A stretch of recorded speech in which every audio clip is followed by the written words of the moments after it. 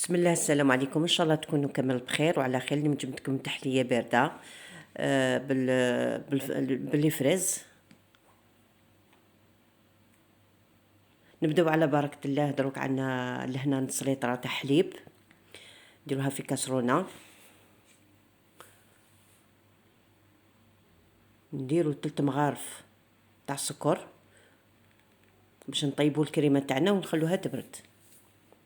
3 مغارف سكر، وعندنا لهنا 3 مغارف تاع المايزينا.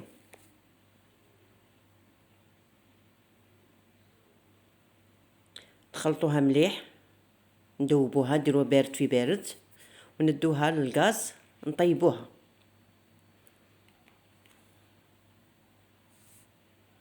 من طابت لنا الكريمه تاعنا، درت مغرفه تاع لافاني، ولهنا عندي لهنا لي فريز كنت طحناته ومطيباته، كنت مطحناته وغادي نديره. دوك سمحوا لي دوك نديره في الكاسرونه. درت مغرفه ونص تاع المايزينا ولا 2 مغارف،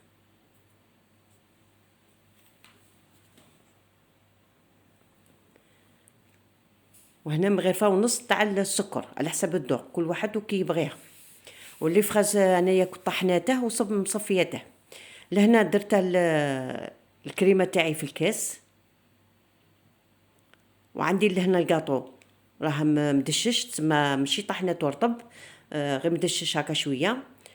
ودرت الكريمه من تحت، ودرت الكاطو من الفوق، نديرو طبقه بطبقه، وعليها نديرو لي فريز تاعنا.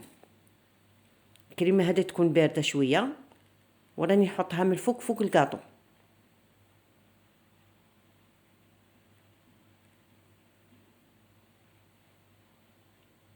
نسقمو كاع الشفايف منا بهذه الكريمه باش تجينا كاع نيشان.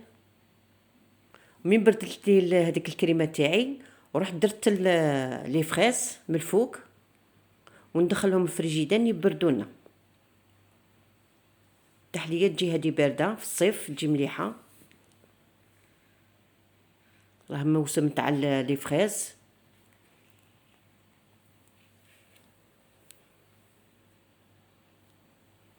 نسقموها كامل تاع برد الحال. قالك الواحد مع الحمى اللي راه عندي لهنا، كنت خادمه لهنا كريم شونتي،